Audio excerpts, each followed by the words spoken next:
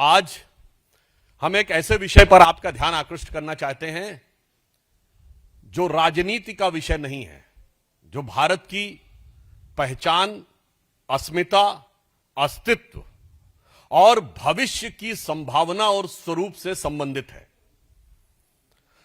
हर देश के इतिहास में कई महत्वपूर्ण मोड़ आते हैं और कई ऐसी तारीखें आती हैं जो अविस्मरणीय परंतु ऐसे असहनीय आघात दिए हुए होती हैं कि जिन्हें याद रखना इसलिए आवश्यक होता है ताकि भविष्य में उसकी कोई पुनरावृत्ति की संभावना न रहे। आज 6 जनवरी 2026 है। आज से ठीक 1000 साल पहले महमूद गजनी के द्वारा श्री सोमनाथ मंदिर का विध्वंस किया गया था, जो 12 ज्योतिर्लिंगों में सर्वप्रथम माना गया है, जिसके विषय में कहा गया है कि सोमलिंगम नरोदृष्टा सर्व पापो प्रमुच्यते लभते फलम मनोवांछितः मृतः सर्वम समाश्रयेत। यह माननीय प्रधानमंत्री जी ने भी आज जो इसके अपना विचार व्यक्त किया है उसमें इस श्लोक का उद्धरण दिया है कि अर्थात सोमनाथ एक ऐसा लिंग है जिसे देखने मात्र से पापों का नाश होता है, पुण्यों की प्राप्ति होती है, मनोवांछित फल प्राप्त होते हैं और स्वर्ग का मार्ग प्रशस्त होता है।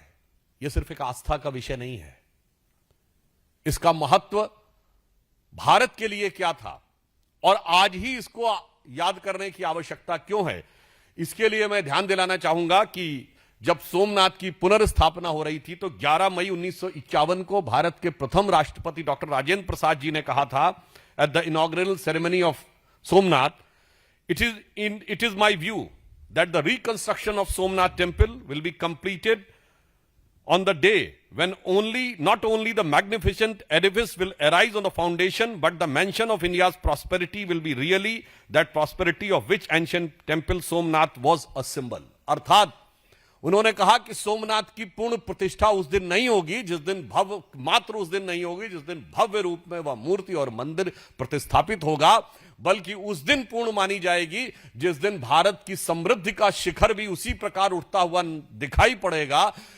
जिस समृद्धि से आकर्षित होकर यह क्रूर बर्बर आतंकी आक्रमण किया गया था।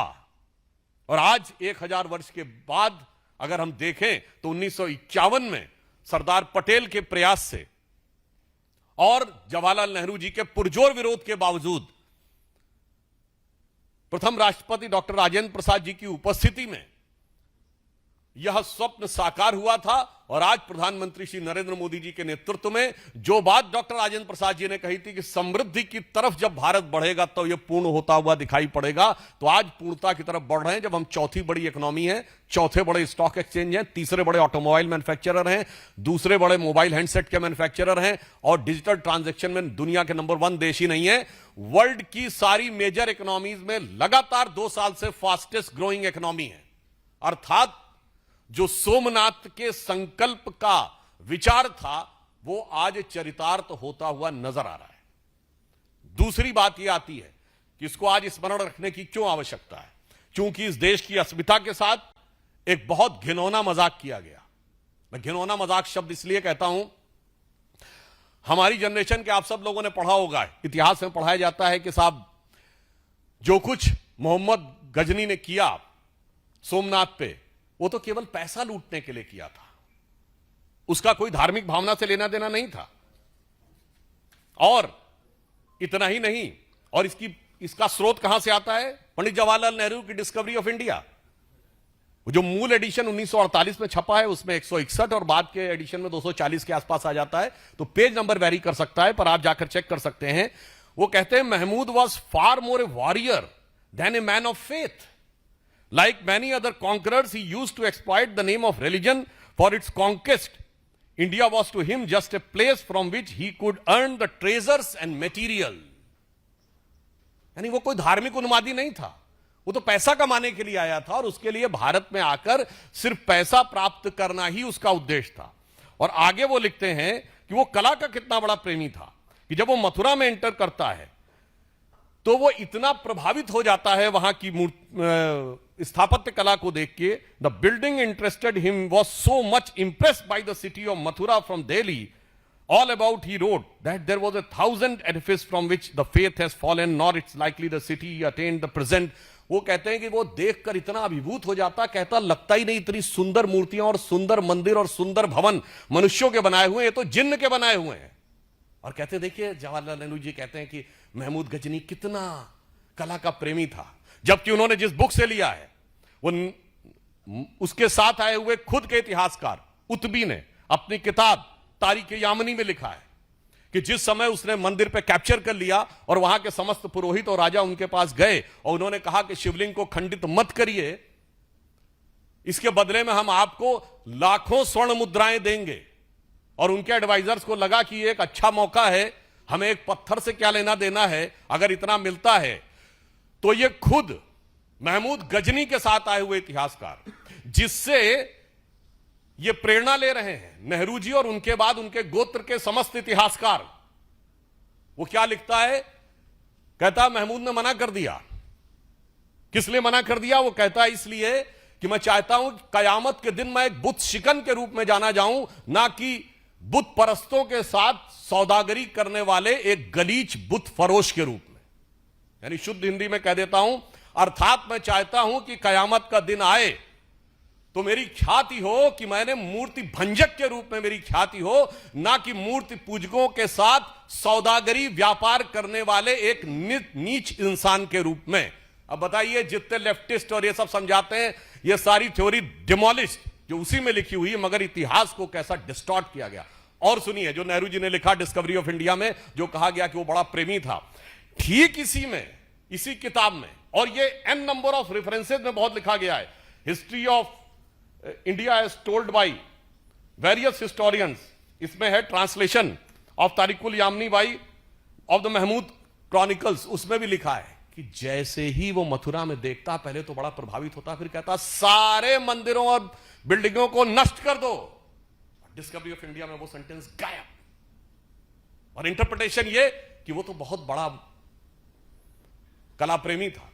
इसलिए आज भारत की अस्मिता के साथ हुए इस आघात और उसके साथ हुए इस घिनौने मजाक को याद रखने की आवश्यकता है। और एक और चीज आपको बताना चाहता हूं, भारत का एक और बहुत बड़ा नुकसान किया गया। वो क्या किया गया? आप सबने फिल्मों में डायलॉग सुना होगा। एक वो पुरानी फिल्म थी 1991 की शायद, जिसमें दिलीप कुमार और राजकुमार दोनों थे, जिसमें उनका हेलीकॉप्टर लैंड कर जाता है, तो कहता लो बंदूक मार लो, तो कहता नहीं हम तुम्हें मारेंगे और जरूर मारेंगे, मगर तब जब बंदूक भी हमारी होगी, गोली भी हमारी होगी, इलाका भी हमारा होगा और वक्त भी हमारा होगा। ये डायलॉग सिर्फ फिल्मों में सुना होगा, परंतु ऐसा नहीं है। महमूद गजनी के साथ आए हुए इतिहासकार ने लिखा है कि एक हिंदू शाही डायनेस्टी थी, आप में तो अब किसी को नाम में नहीं पता होगा, उसकी राजधानी काबुल थी, जिसका नरेश धर्मपाल जब ये लूट के गया, और धर्मपाल से युद्ध के बाद भी वो गया और आज के जो कजाकिस्तान की तरफ, और उसे पता चला कि तुर्क राजाओं ने महमूद गजनी को घेर लिया है। तो अलबरूनी ने लिखा है, अलबरूनी ने लिखा है, क्या लिखा? उसने कहा जब घेर लिया है तो वो धर्मपाल उसको कहता है कि मैं 2000 घुड़सवार, 10,000 सैनिक और 100 हाथियों के साथ तुम्हारी मदद करने को आने को तैयार हूं, मगर किस लिए?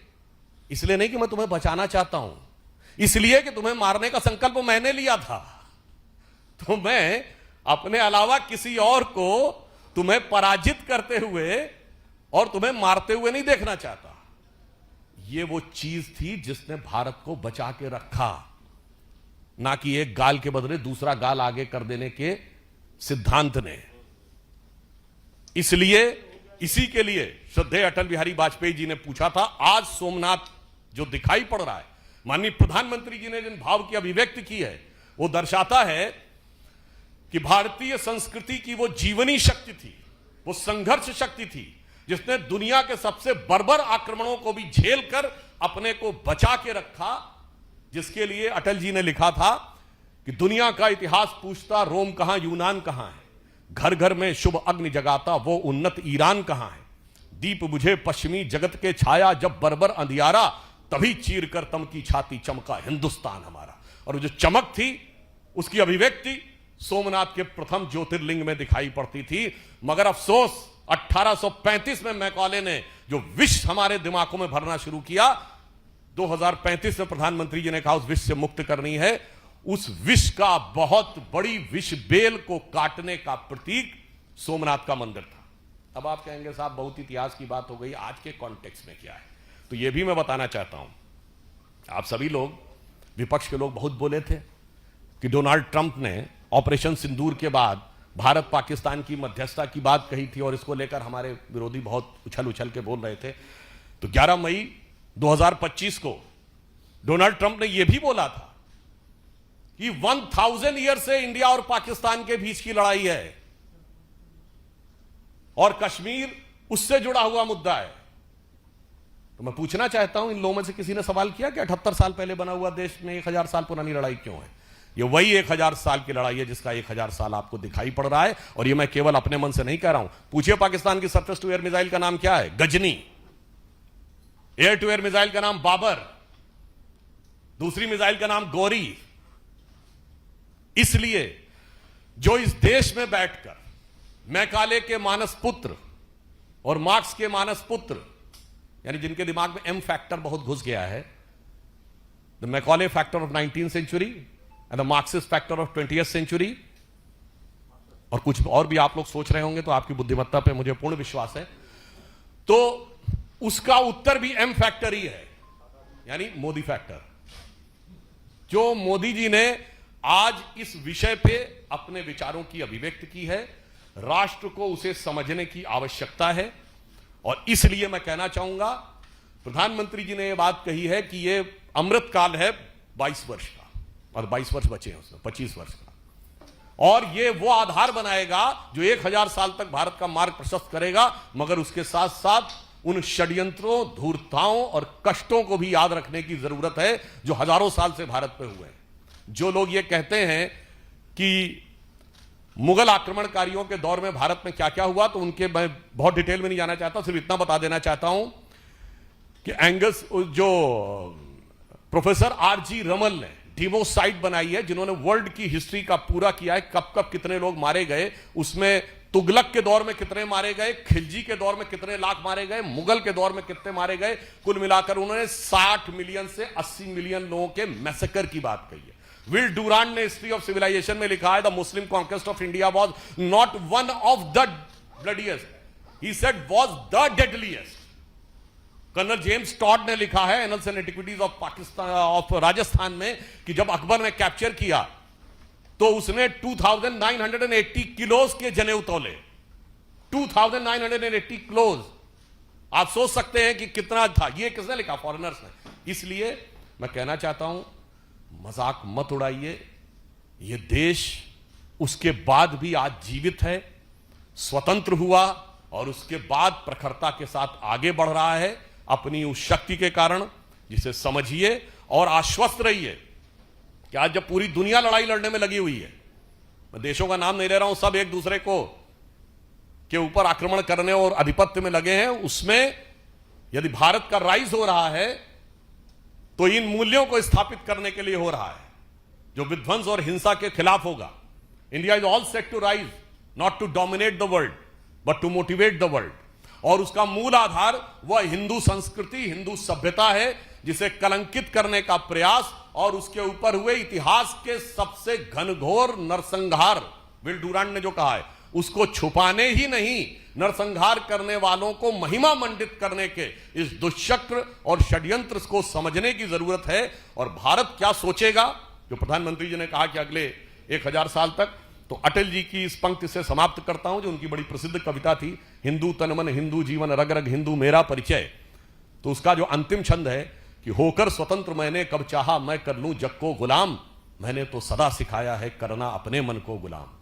गोपाल राम के नामों पर कब मैंने अत्याचार किया, कब दुनिया को हिंदू करने घर घर में नरसंहार किया, कोई बतलाए काबुल में जाकर कितनी मस्जिद तोड़ी, भूभाग नहीं शत शत मानव के हृदय जीतने का निश्चय, हिंदू तन मन हिंदू जीवन, रग रग हिंदू मेरा परिचय।